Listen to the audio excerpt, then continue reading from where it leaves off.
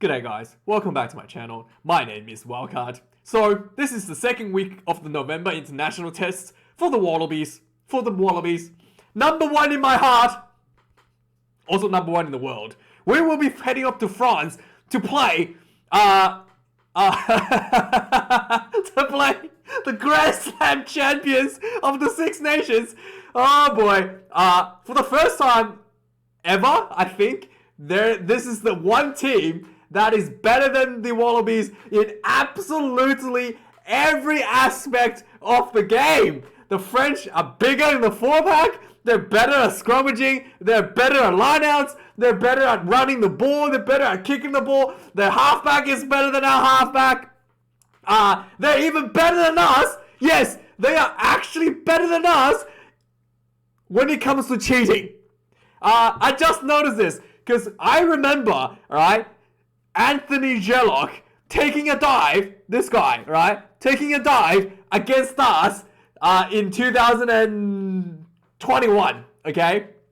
And I noticed that I couldn't find a picture of him, so this is the best picture I could find, because I could not find a proper picture of him taking a dive, because he has learned to cover his face when taking the dive, so there's no actual pictures of his face whilst he was on the ground taking the dive. And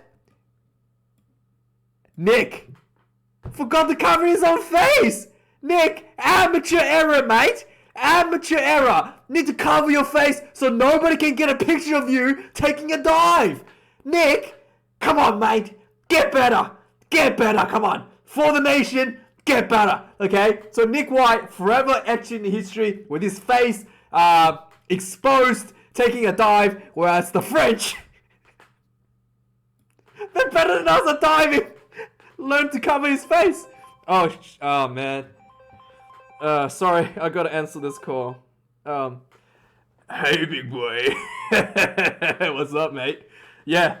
No, I'm doing the video now, mate. Yeah. No, yeah. Did you see the referee? Yeah, I know. I couldn't believe it either. It's Jacko Paper.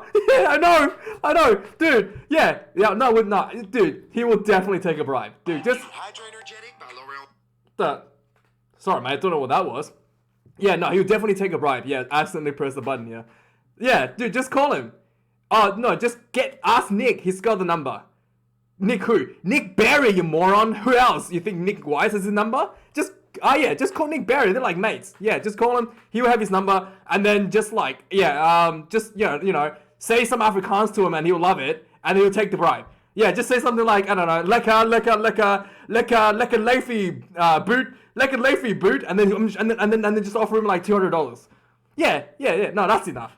Yeah, and it's like, I'm pretty sure it's like what, like 2 million rand or something. It's like enough to buy a house in South Africa, man. That's a lot of money. Yeah, $200 is enough. Yeah, just offer him that, and then yeah, the game will be done. Yeah. All right, mate. I gotta finish this video, mate. Yeah, bye. Yeah, love you too, mate. Yeah, bye. Anyway, so yeah, where was I? The referee in the weekend, as I was talking to the phone to my mate.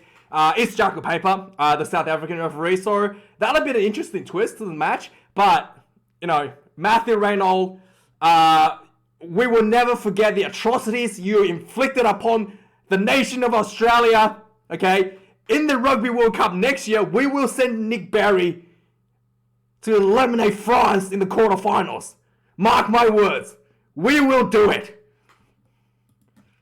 Anyway, let's have a look at the recent results for the two nations. So, obviously, France came to Australia last year for the July tour 3-test series. The French literally brought their B team, and some of the players was really prominent in this tour that has basically been promoted to become like a permanent fixture in the French sort of like A team. So yeah, this was a really good trip from Fabien Gautier's perspective. Really allowed them to dig up a lot of the players that they were looking for in some of the key positions, like the players I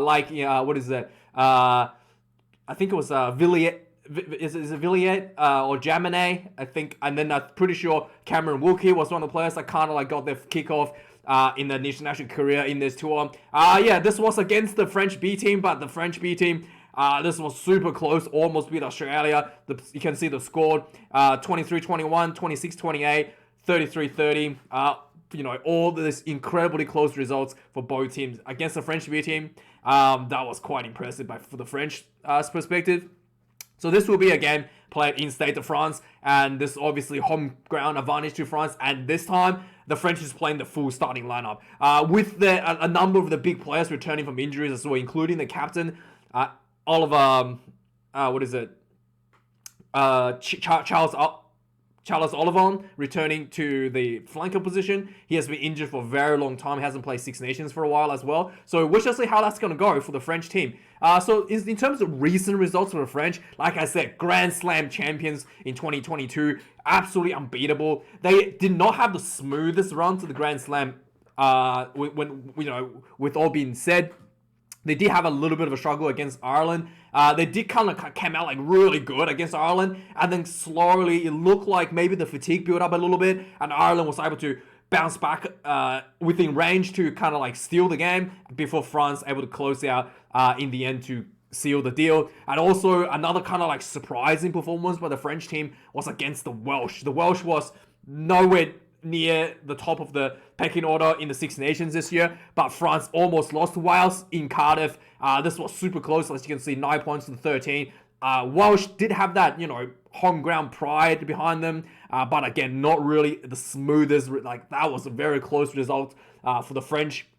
They would like that to be a bigger one-sided affair. In more recent times, in July internationals, France visited Japan.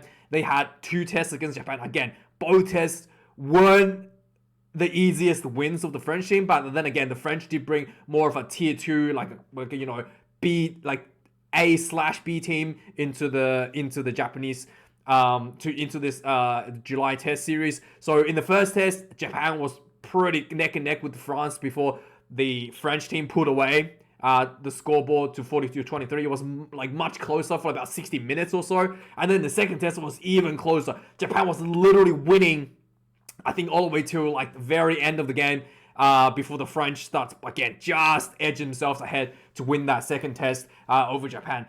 So a lot of people say that's because the weather was a bit dry and it's technically like summer in Japan.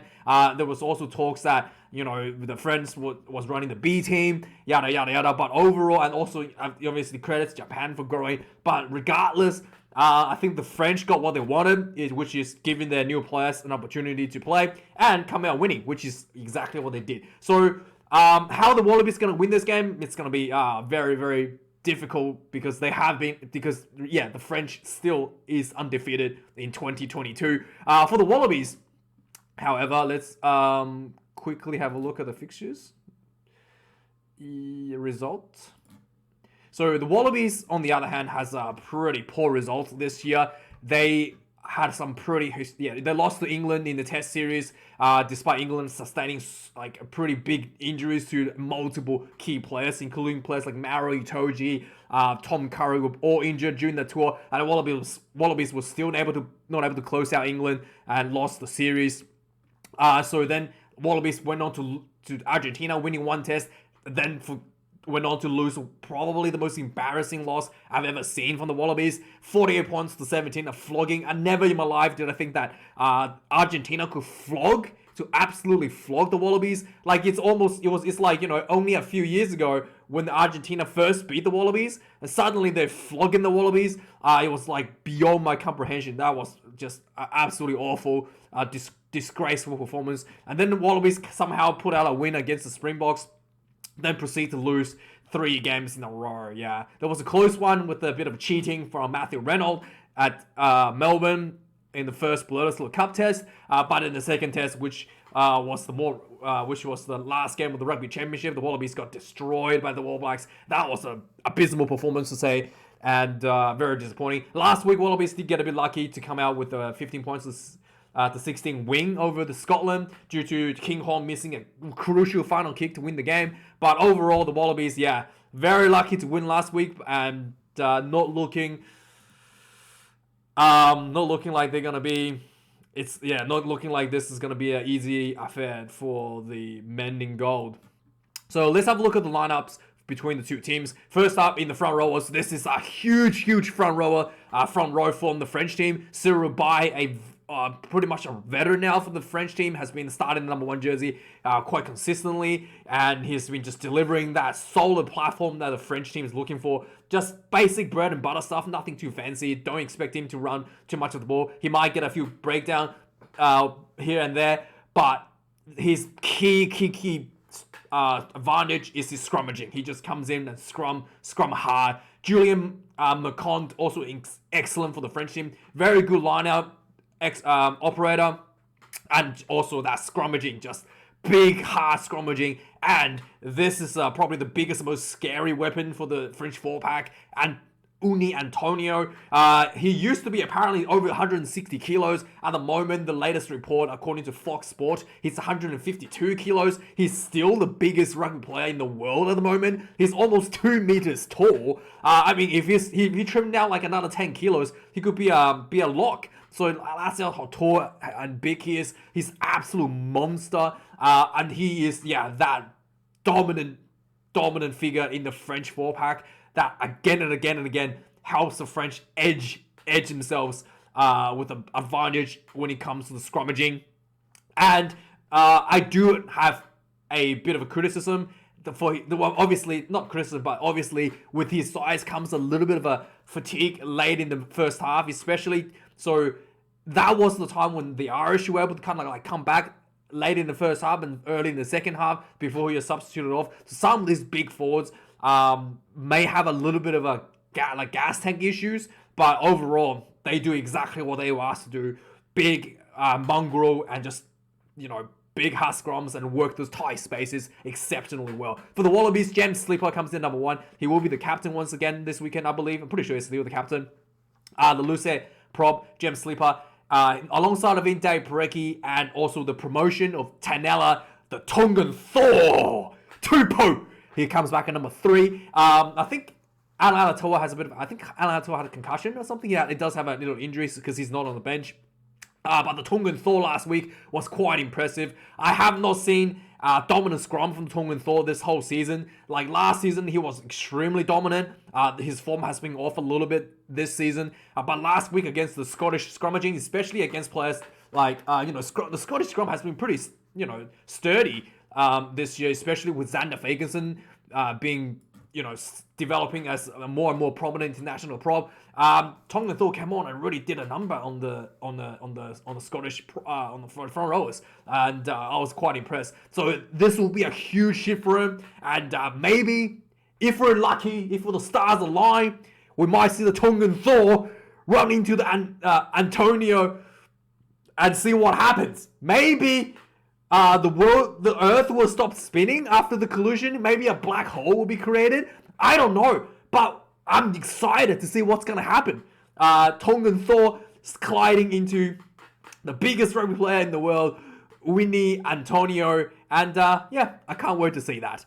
In terms of locking positions, the Cameron Wookie, like I mentioned, since he's kind of like start off against Australia last year, he has built, becoming like the preferred lock for Fabian Gauthier. That tells you how talented this guy is. There were some stories about him where basically Gauthier like plucked him out of like nowhere, based on some performances that he saw. And it's all now he's like one of the most prominent players in the. He's now the key starting player in the French team at only 23 years of age. His line out is exceptionally good, like exceptionally clinical, and he's incredibly good at the breakdown. Like the amount of breakdown turnover this guy gets, it's like superb. Probably one of the highest for a lock in the world at a number 4 position. He almost plays like a flanker, quite the opposite of what a lot of the other what the Springboks doing, where they have the a lock play as a flanker. He actually plays like a flanker whilst being a lock. It's quite impressive. For the Wallabies, we got Nick Frost coming in number 4. Obviously, he's a substitution for the band Darcy Swain, and on the number 5 position, Thibaut Flament for the French team, and Caden Neville, another kind of newer comer for the Wallabies, comes in at the number 5 jersey. Due to a lot of injuries, the Wallabies locks is looking a little bit thin at the moment. Injuries and suspension. So yeah, I think the locking duo, Cameron Wookie, might really put a lot of pain on the Wallabies line out this weekend. So we'll have to wait and see. And number 6, obviously the master of taking a dive. He took a sniper shot during the Wallabies game last year, and he, yeah, he's okay, but Anthony Gerlock comes in number 6. Jet Halloway comes in the 7. Jet, I'm actually been quite impressed with him. He's showing a lot of physicality on the field, showing a lot of energy, showing quite a bit of high work rate as number 6. So he also plays the lock, obviously, so he will probably be that third line-out jump option. He might actually be the go-to line-out jump option for most part of the game. So we're interested to see how they actually set up the line-outs. Are they just going to go for the long ball every time to Jet, or maybe they're just going to put Jet at, the 2 spot for a front jumper all the time. So Jet Halloway will most likely be the line-out jumping option for the Wallabies. At number 7, like I mentioned, the return of the captain, French captain, Charles Ollivon. I'm actually not sure if he's the captain. Maybe Anton Dupont is the captain, but he has been the captain for a very long time for the French team. Before he suffered a knee injury, which basically took him out for like a year or something, like over a year. He finally returned recently, and he's back at 7. Alongside, opposite side of him is the former Australian captain, Michael Hooper, who had a bit of a time off due to mental health issues. So he's back. I was really happy on his behalf that the Wallabies won last week. So maybe if the French have some mercy, allow Hoops to win this one, help him out with his mental health issues, will be greatly appreciated. And finally, at number 8 spot, we'll have Gregory Aldred for the French team. Another guy who's really just brings a lot of the size, a lot of the breakdown breakdown urgency, and just overall ball carry for the French team. And he's the number 8, pretty much the go-to number 8 nowadays for Fabien Gauthier.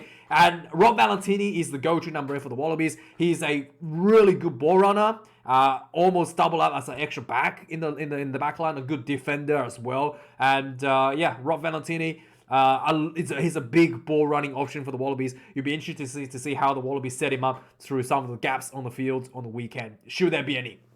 Now, here's the thing. That's probably the most exciting part of the game.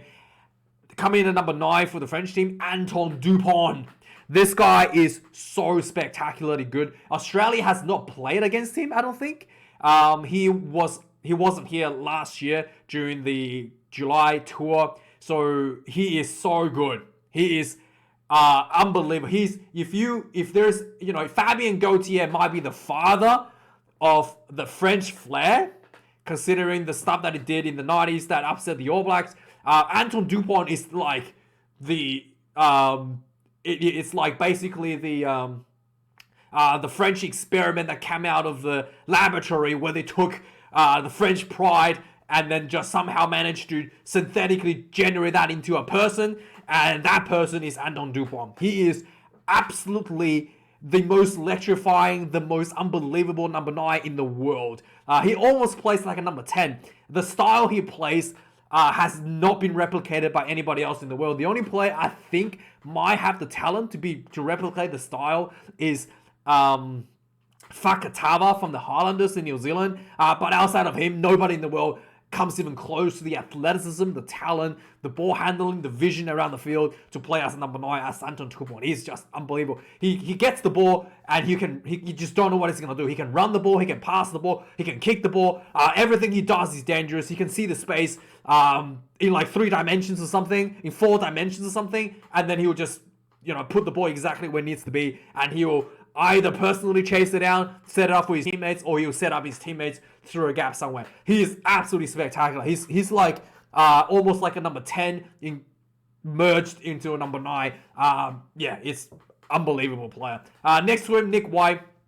Obviously, I hope Nick White do a better job this weekend to cheat and help us win the game, because we know the French is better at diving. So Nick, you have to work on that over the week, and hopefully do us proud and get a red card this time. Yellow card's not really enough. We really need that red card advantage for the entire maybe 60 minutes to potentially beat the French team. But Nick, I trust that you can do it, okay?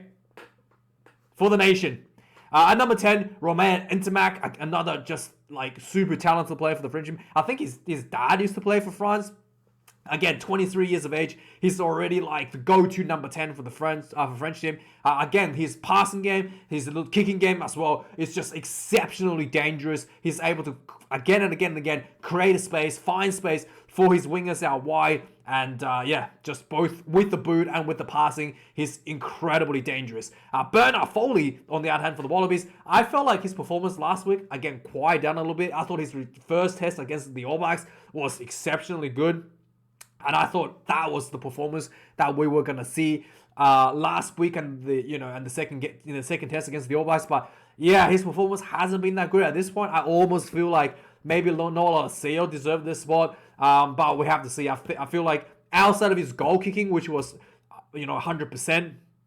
Or like really close to 100%. Outside of that, I feel like Bernard Foley, his passing game and overall game sense is a little bit lacking a little bit. Especially, he's not really playing, not really working with the players around him. He's kind of just like doing his own stuff a little bit when I see him. So yeah, hopefully he does a little bit better this weekend.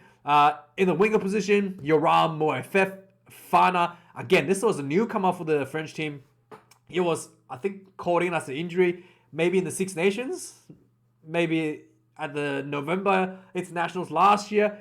He's been, just about a year in the French team. And yeah, he's been starting to get a lot of traction on the goal tier for that number 11 jersey.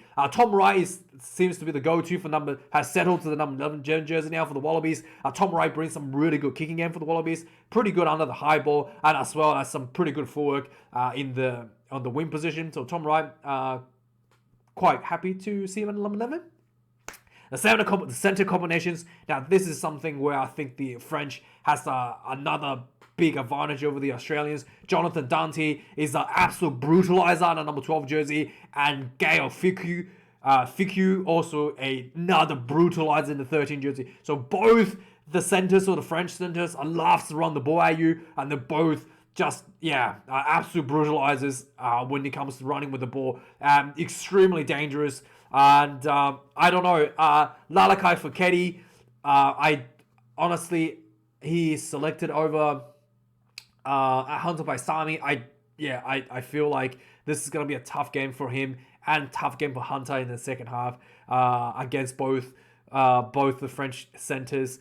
Len Ikitau plays a bit of a different game for the Wallabies. He does almost plays like a second 5A out of the 13. Does a bit of a kicking game out of the 13.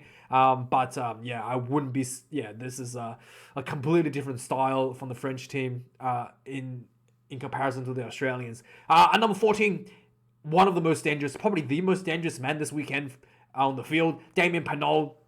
He is absolutely electrifying. Like I was talking about, Romain Ntamack's kicking game, a lot of those little kicks behind. Penault is the one that chases down and capitalizes it into a try. Penault is just, absolute speedster, absolute, the way he can read the game, the way he can, the speed, the acceleration that he has on the field is, extremely difficult to deal with and extremely hard to defend. So Andrew Callaway is the most talented, the best winger we have in Australia, and this will be a very difficult matchup for him, and this will be a big test to see whether or not he is, he's able to hang in there with the top of the pecking order in the wingers, win the ranks. Andrew Callaway, I do think, has a little bit of advantage when it comes to the kicking game. AK does have a good kicking game, and AK also may have a bit of a size advantage over Penault, just because he is a little bit bulkier, I think, maybe a tiny bit, and he does have that physical presence about him when he runs the ball as well. He likes to sway his physicality around a little bit. In the fullback position, Jock Campbell gets his first start for the Wallabies after debuting last week off the bench. He's the fullback for the Reds after being called up to the Wallabies. We shall see how he goes. This is as hard of as difficult of a test match as you can possibly be for anybody. For him as the second test, we have to see if he's going to be able to cope with this. So Thomas Ramos gets called in number 15 jersey over Gabin Villiers, the other number 15 who does all the goal kicking. It looks like, I think Villiers might be injured. I think that's the case. But Ramos gets a number 15 jersey, which means Ntamack might be doing the goal kicking. Oh, is it Dupont? Maybe Dupont might be doing goal kicking. Because Villiers... Is it Villiers or what's his name? So their goal kicker is missing, essentially. I'm pretty sure it's Villiers, right? Anyway, the goal kicker is missing, so we have to see who actually does the kicking for the French team. So that might end up being a bit of an advantage for the Wallabies, because Bernard Foley does have pretty high kicking percentage in 2022. So in the reserves, again, the French 4-pack, just size in the front rowers. Pato Mauvaku comes in number 16. Against him is Falau Faingata for the Wallabies. 18 kilos of mass advantage over Faingata. Dani Priso comes in number 17. Matt Gibbon for the Wallabies, number 17. And Tom Robinson comes in for Alatoa on the number 18 jersey. Sbili Falatea comes in number 18 for the French team. And that rounds up the reserve front rowers. Romain Taofefenua, another just giant coming off the bench for the French team. He's, again, one of those guys that, when Antonio finishes with his work in the first half, he comes in the second half and refills that size advantage for the French team and just continue the battering of the opposition 4-packs. Comes in 133 kilos. He's absolute giant guy. Luckily for the Wallabies, we have a giant also in the back line in the shape of Will Skelton. Comes in 140 kilos. He has been touted to be even heavier than that at times, but 140 kilos, 203 centimeters. I actually wouldn't be, very rarely would you see somebody bigger than Taofefenua mashing up against him. But Will Skelton will be sorely needed for his size. And for the number 20 jersey, Kylian Gerassi comes in for France. Pete Samuel, the best finisher for the Wallaby team, is on the bench at the number 20 jersey. And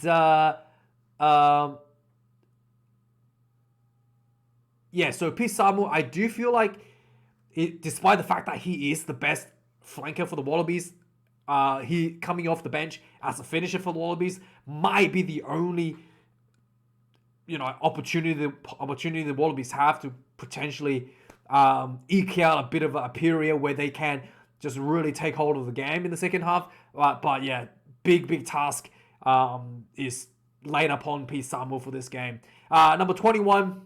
Sekou Maclou comes in for the French. I should probably know how to pronounce this name. I've seen him play quite a few times already. Anyway, so alongside on the opposite side of the Wallabies, number 21 Jake Gordon for the Wallabies, and then Maxine Luku for the French at number 22, Hunter Paisami at number 22 for Wallabies. And then at number 23, Matthew Jalibert comes in at number 23. And Reece Hodge gets the return for the Wallabies at number 23 jersey. So a bit of an interesting finish. Is this guy actually a forward? I'm pretty sure he's a forward. Makalu. No, that's not right.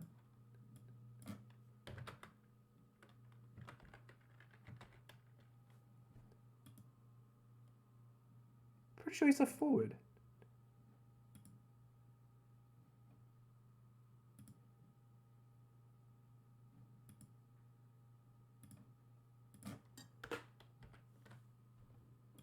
Is it? So the French... Wait, I really wanted to check because I'm...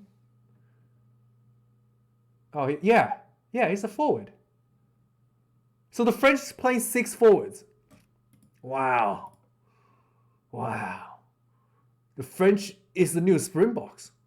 They're playing 6 forwards. I thought he was a forward. And sure enough, he is a forward.